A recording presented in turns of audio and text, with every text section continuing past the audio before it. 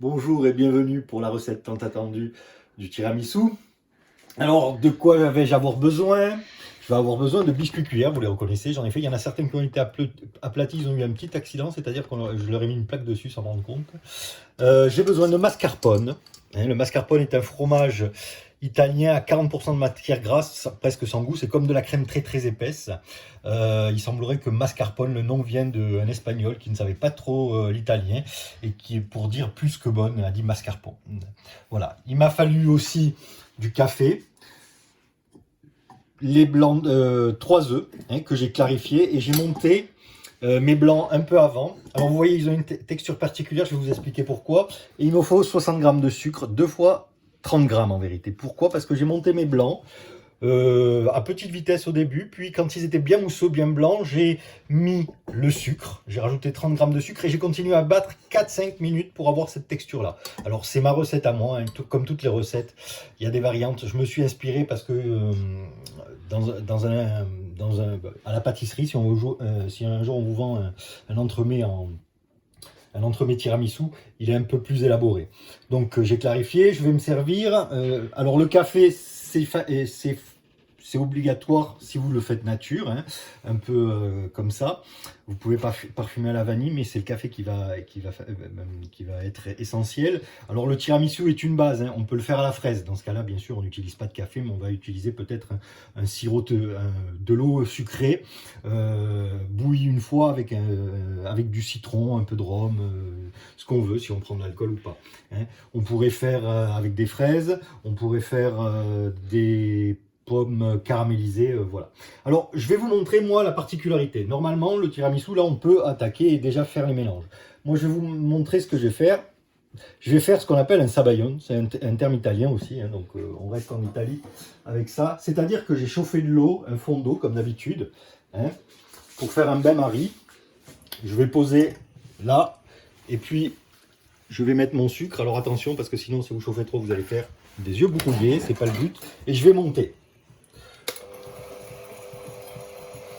pour avoir un mélange mousseux. Ça va chauffer, la chaleur va aider à la dissolution du sucre. Voilà. Si je peux au montage, j'accélérerai le passage. Très vite, on devra obtenir un blanc mousseux, quoi. Voilà.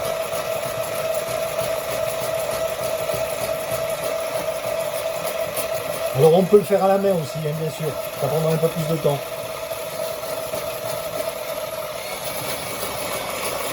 Pas trop vite au batteur parce que sinon on risque d'en mettre de tous les côtés. Vous voyez, ça a déjà monté le volume.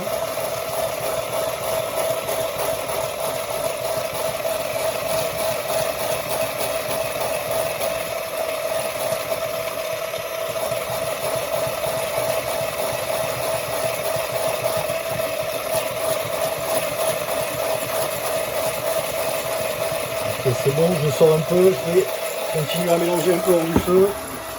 Et à grande vitesse.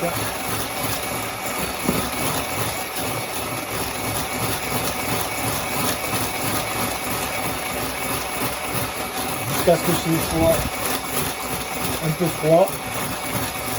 Parce que sinon, les jaunes vont cuire, c'est pas du tout le but recherché.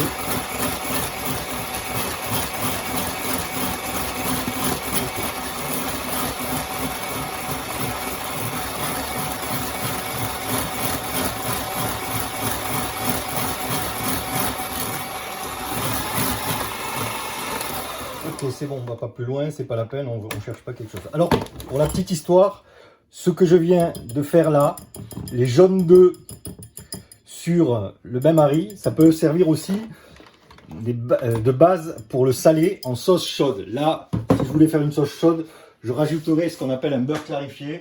Peut-être qu'un jour je vous montrerai. Alors, j'ai assoupli mon mascarpone.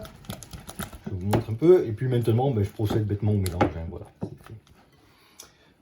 Voilà. Hop, hop, hop. Alors, le mascarpone est assez épais. Il faudra certainement que je passe au fouet. Oups, on en a mis partout. Et j'ai oublié d'enlever ce qu'il fallait. On essaye de rien laisser. On va bien gratter.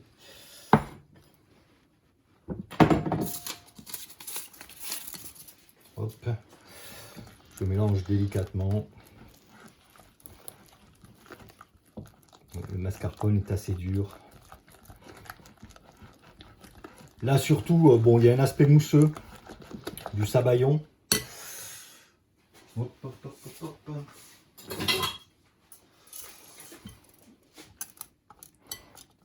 Mais surtout, ce que je recherche, c'est pour que le sucre soit bien dissous.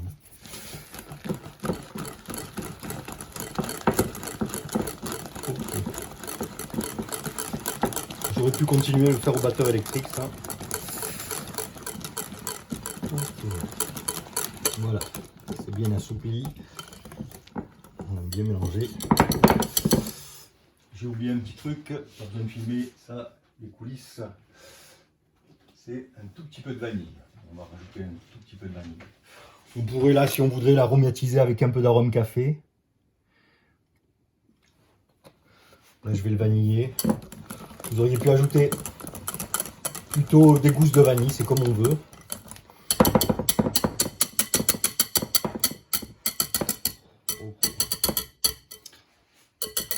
Peut-être que je vais le garder parce que peut-être que je commencerai le mélange. Alors toujours une partie pour assouplir.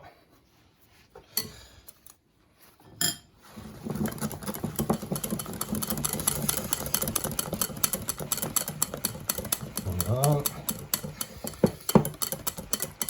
On s'accorde. C'est parti. Maintenant, on va procéder au mélange. Alors l'avantage d'avoir monté comme ça, c'est que mes blancs sont restés avec le sucre, d'avoir monté au sucre, c'est que mes blancs sont restés, non, ne sont pas retombés. Si vous, une fois que vous avez monté des blancs en neige, ils retombent. C'est normal. Alors vous allez les monter une deuxième fois. S'ils sont retombés, il n'y a pas de souci, mais il faut les laisser retomber totalement. Si vous les montez la deuxième fois, c'est beaucoup plus ferme, ça tient un peu mieux. On va pas s'amuser à ça. Et voilà. Notre mélange est fait.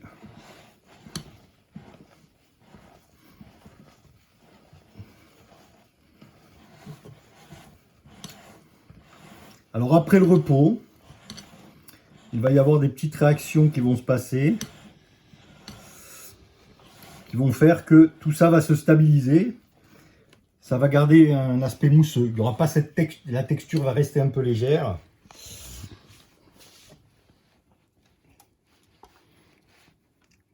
Mais elle va changer au frigo. Il faut le faire 2-3 heures avant quand même le repas. On va bien chercher dans les coins. Et on va procéder au montage. Okay. Voilà. Il n'en reste pas beaucoup. Alors, on prend un joli récipient. On prend, il va falloir faire là. On prend des biscuits cuillères, on les mouille rapidement. Hop. Et on va tapisser le fond.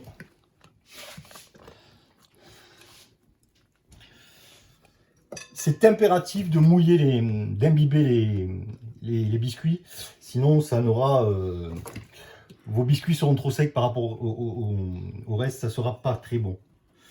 Enfin, en bouche. Je vous l'ai souvent dit, on s'est aperçu que ce qui fait le goût, c'est les ingrédients, bien sûr. Bon, vous voyez, je casse pour mettre un peu tout ça, mais c'est aussi les textures. Hein. À ingrédients égal, on peut avoir autre chose. Alors, on va faire une première couche, divise en deux.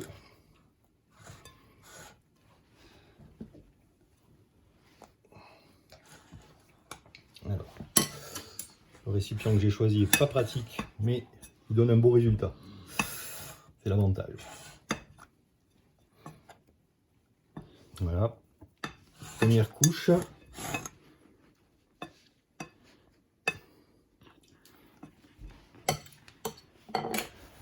Et deuxième couche. Alors on pourrait mettre là, sur la deuxième couche de biscuits, si on n'a pas pris de café pour l'imbibage, du sirop, des morceaux de fruits, n'importe quel fruit hein, conviendrait. En cette saison, ça serait des fraises, qui sont quand même encore un peu chères. On pourrait aussi mettre de l'ananas en hiver, qu'on aurait fait par exemple au rôti. Ouais, j'ai calculé juste ma dose de café. J'ai été inspiré. J'ai mis le café comme ça. Alors là, pour le café, j'ai pas utilisé le café parce qu'il n'en restait pas déjà, d'une part. Donc j'avais du café soluble, donc j'ai utilisé du café soluble. N'importe quel café fait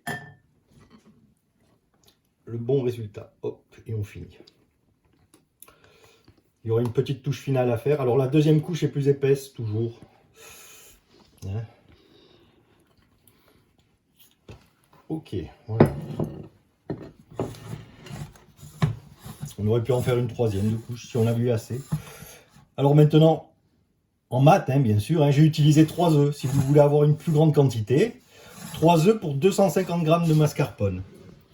Donc, comme on n'est jamais loin du cours, hein, on pourrait demander, alors c'est les 6e qui voient la proportion, mais ils n'ont pas encore appris à faire ce genre de calcul, mais les 5e le savent, avec une 4e proportionnelle.